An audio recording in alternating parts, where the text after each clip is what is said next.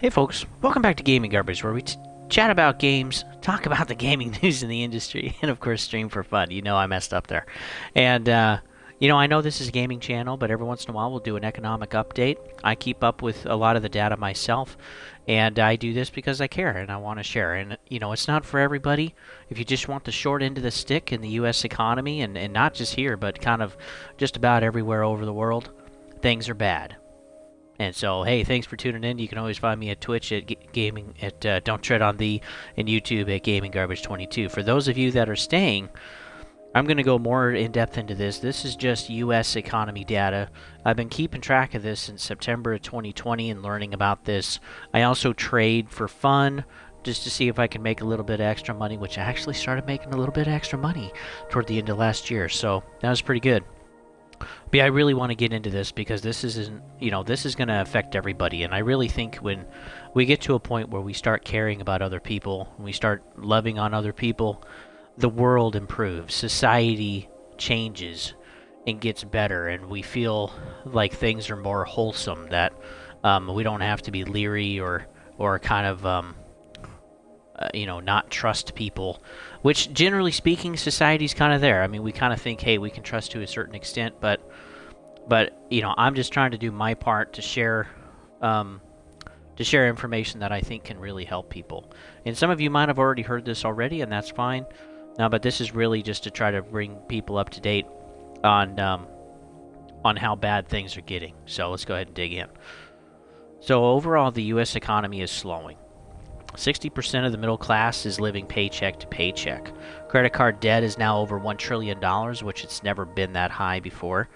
The average interest rate is now 24% on a credit card. And that's if you have really good credit. This was compared to 16.5% at the beginning of 2022. And at the end of 2022, it was 19.6%. So it is exponentially just going the wrong way. Main driver of this is the federal funds rate, which affects banks and also central banks between countries.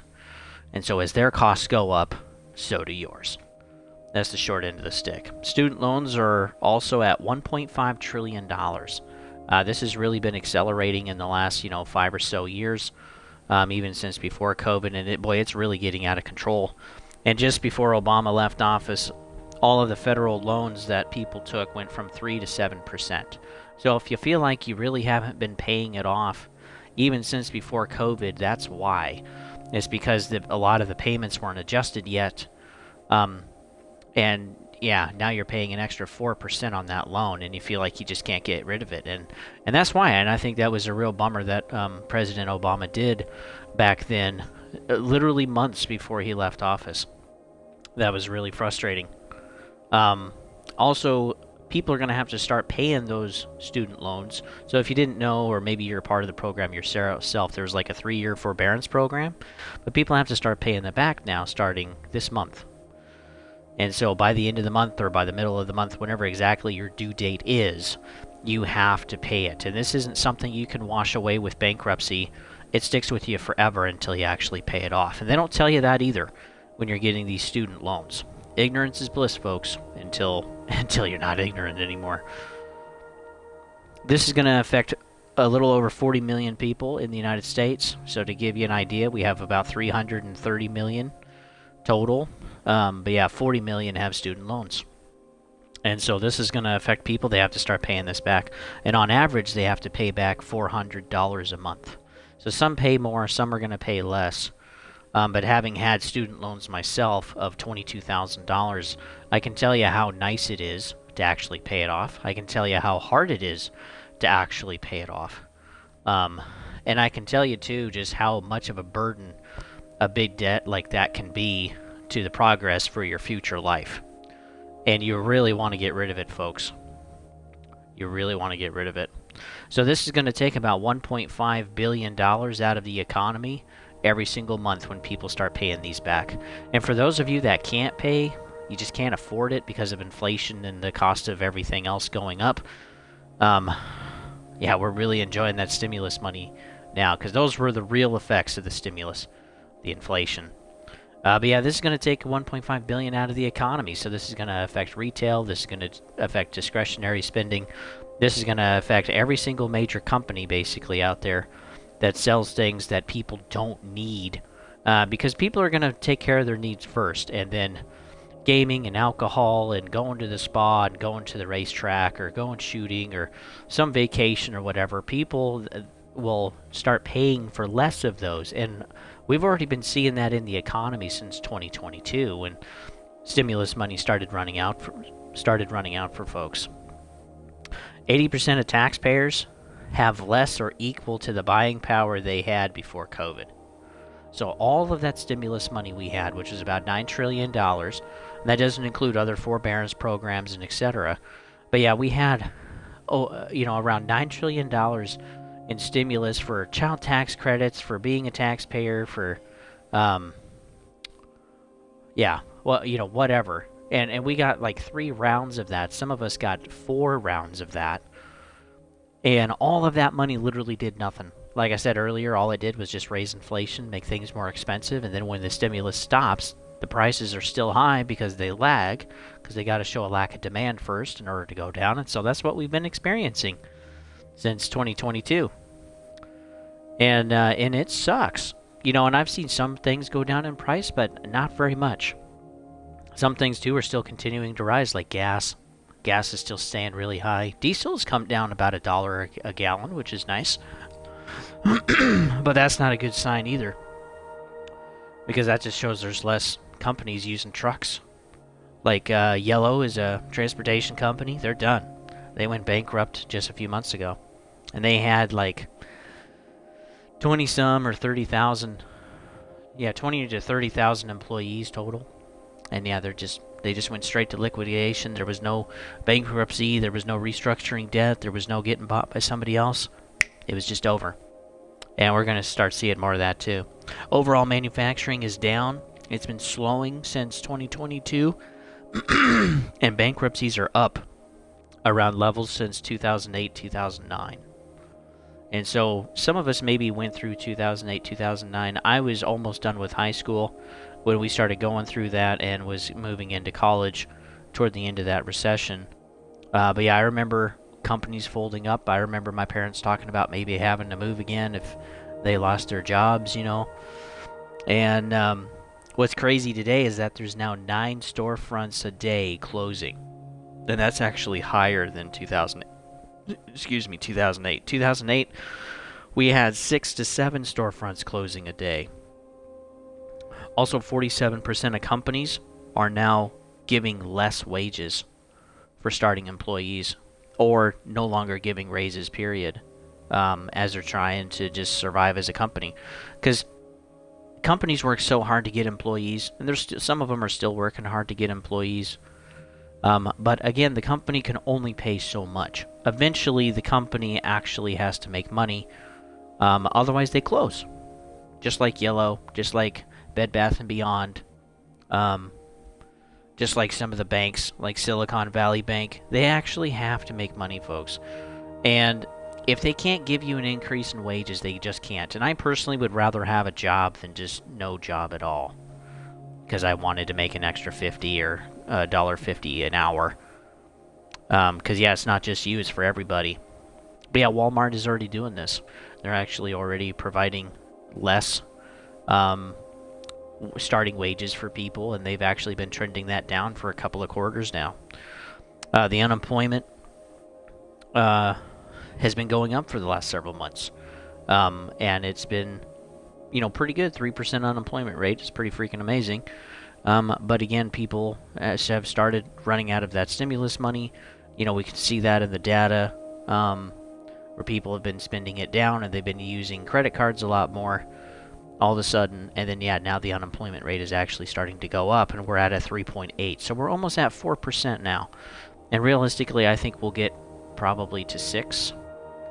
By the time this is all done and, all said and done, we'll have to see.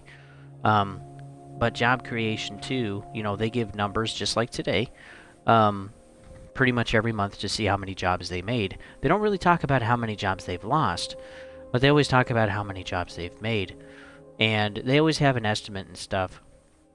But I mean, they've revised the job numbers down 7 months in a row. 7 months. And that's a really big problem because they're purposefully pushing out higher estimates, and then when the real data comes in, they revise it down not just by a few thousand or even by just 10,000. They revise it down by several tens of thousands each time. And so the idea of how well the economy is doing with job growth isn't accurate. It's also not accurate in such a way where the jobs that are being created or the jobs that people are taking is that some of these are second jobs. We can also see that in the details of the report. We're also seeing that these pay less because the average work week is going down and the average wages paid is also going down. So people are taking jobs just to be making a little bit extra money or having to go back to work with whatever they can find. And this isn't going to get better because this is continuing to trend the wrong way. So, like today, the jobs number was 336,000, and I really don't believe that because, again, we've revised all of the data down basically since January, February of this year. So, yeah, no, that'd be more than 7 months. Or we'd be like at 10 months now. And so, yeah, when, next year or next month rolls around, they'll probably revise this jobs number, 336, they'll probably revise it down too. The unemployment total rate is actually closer to almost 8% right now. And I would believe that with the amount of homeless that I see out there, with the amount of people I see struggling for money, taking on second jobs. I know of some friends that are taking on jobs or just taking whatever they can get, or to where now their wives are starting to work. I mean, everybody is feeling the pressure. And this, too, has been trending higher. The U6, you can look it up yourself. That's been trending higher, generally speaking, for the last several quarters. Inflation. Inflation, too, is almost at 4%. And so things are still expensive. Things are still high. And generally speaking, when you look at earnings or you look at sales data like in retail, you actually see that things are, as a quantity of money spent, actually going up. But you see the amount of units sold going down. And that's actually been happening for 4 quarters. That's 12 months, folks. That's been happening for 12 months. And so when you're not selling stuff, you put in less orders, and that's why we're seeing manufacturing going down. That's why China is absolutely just getting destroyed over there right now. Because they produce for the world. They are the economic retail producer for the world. For everybody. Especially the United States. And when new orders aren't being placed, well, they don't make anything. They don't make anything, they don't make any money. And you could probably see the shelves. Remember in 2020 and 2021 how some of the shelves were just bare or empty, or now we couldn't find certain products. Well, now you can find pretty much anything you want. The shelves are full always. Honestly, if you can find somewhere that isn't full, please let me know. Leave a comment of where it is. Just like, the town or the city or whatever. No personal information. Excuse me. But yeah, it's just crazy what is going on. And the how can I say it? The sites are out there. I don't know how else to say it right now because my brain is going a mile in a minute. But yeah, you can see it out there in the real world. You can see it in the stores. You can see how people are carrying themselves, what they're talking about. If they smile at all. When was the last time you heard someone whistle? I'm like the only guy. I whistle and people kind of look at me like, oh, he's whistling. Wow, I haven't heard that in forever. People are not doing good, folks. People are tired and frustrated and they feel broke. And some of us are. Some of us are. If you're there, boy, hang on. Just pay for what you need. Because it's easier to take less pain for a longer time period than all of the pain all at once when your life totally falls apart because you don't have enough money. And you got to do whatever you can, folks. If you know how to do something, have a side gig. Take cash. Or use Zelle. If you know how to, if you know some information you can sell, do that. Not illegally, of course, but like if you know how to teach something, do that. If you can take a second job, do that. I mean, I'm willing to work 80 hours a week. I'm actually working 72 hours a week right now, and I'm thankful for the overtime at work because it's paying for stuff. It's keeping us above water. Also, there's more banks on the with rising standards for lending, and so they're raising their standards for lending. They're requiring more documentation. They're requiring more paperwork. They're requiring even sometimes other credit history. And I remember when I had just turned out as an adult, I was trying to get a credit card so I could practice with one, right? Buy something, pay it off. Buy something, pay it off. And it was incredibly hard to actually get anything. And I tried for a few years until I finally was able to get a credit card at GameStop, which was great. But I mean, just the years of trying to get a card during that time after 2008 was just mind-boggling. It's just like, oh, well, you don't have any history, so we can't, you're a risk. It's like, can't I get anything? And those standards are coming back. Generally speaking, we've had it pretty good for the last decade. And, but yeah, that's starting to change around again. And so the standards that what the bank needs to see to lend to you for a mortgage, for a car loan, for a credit card, whatever, they need to see more, and they have a higher rejection rate. It's still pretty low, relatively speaking, but instead of only saying no to 0.1 or 0.5% of people, now they're saying no to a little over 1%, which only 1% and the other 99 get the loan. That's still really good. But the fact that they're changing standards and they're continuing to raise them, folks, because the regulations on the banks are also changing quarterly with what the Federal Reserve is requiring or what the government needs. And so, yeah, boy, there's a lot of finagling around out there. But yeah, the banks aren't lending as much. That's affecting them. Their also overhead costs are more, and they're also having to pay more for people that actually have cash sitting in the bank. So cash in the bank for them is actually a liability because they have to pay you interest on that. And it's not just, 0.1% anymore. It's now more like 4 or 5%, which is pretty crazy. So yeah, if you actually have a savings account, that's actually paying you some interest now. CDs, same thing. And there's other types of, or buying bonds. That's the same deal. And so yeah, lending is slowing down, and this isn't just to us folks, like, just private citizens. This is also to companies. This is also to other banks. And so it has just generally gotten more expensive to take out debt. And so let's get into the housing market a little bit. 30-year mortgage rate as of yesterday is 7.7% if your credit is really good. Like, we're talking 800. Or like 790. If it's less than that, you're going to be paying over 8%. If your credit is probably not even 720, you probably can't even get a loan now. And if we take a house that's $300,000 and we put 7.7% on it, if you're lucky to even get that, your mortgage payment would be $2,100 a month. This doesn't include PMI. This doesn't include taxes, and this doesn't include homeowners insurance. And so by the time you're done tacking on all of that other stuff, you're probably looking at, $2,500, $2,600. Maybe even closer to $28,000, depending on your house and where you live. I mean, it's crazy, folks. It's just way too much. And people can't buy homes. My neighbors behind me, they actually had to rent out their house because they couldn't sell it. There were no buyers.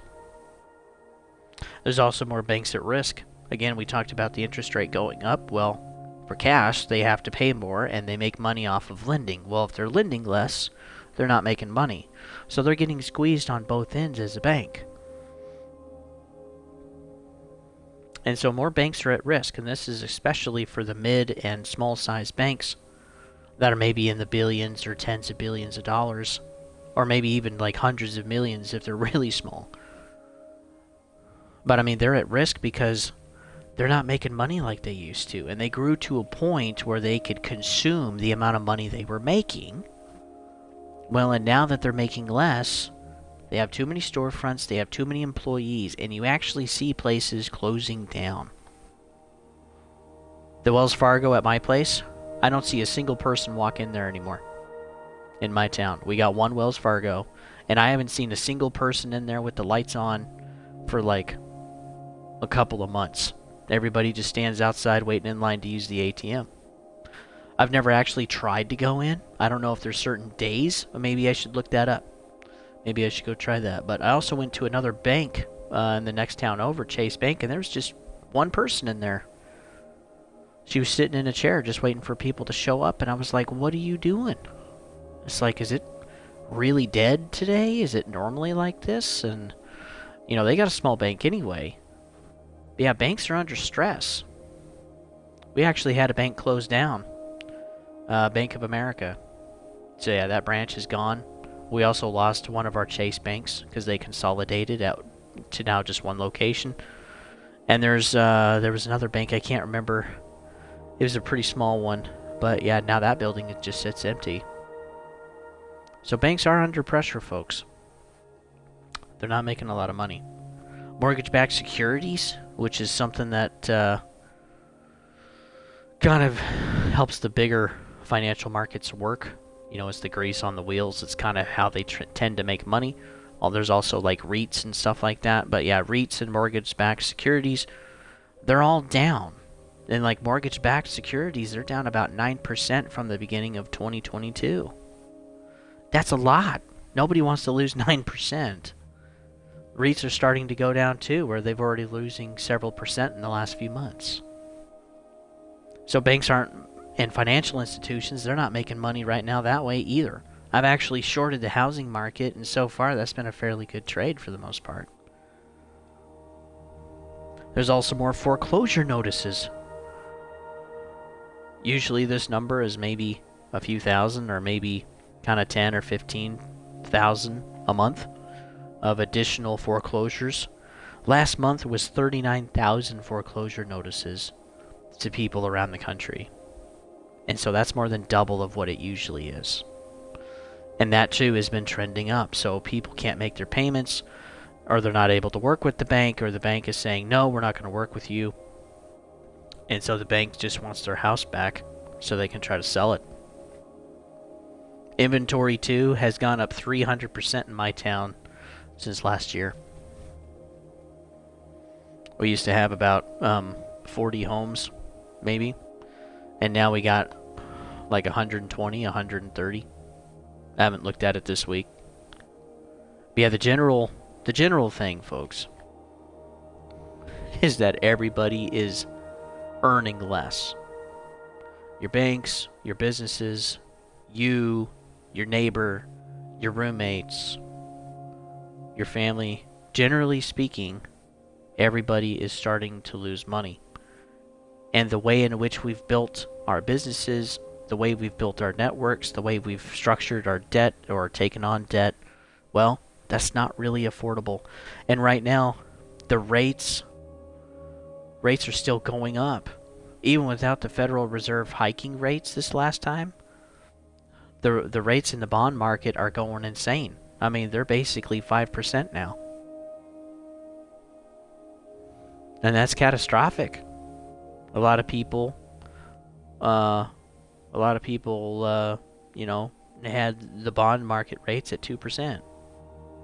Or 2.5%, maybe even 3%. But 5%? That's insane. And that's when you see your mortgage rate go from 4% to 8%. So people can't afford stuff, folks. So be kind out there. Be nice. Check in on people. The sue rate is up too. It's not getting better. The homeless rate's going up as well. There's more people feeling depressed, alone.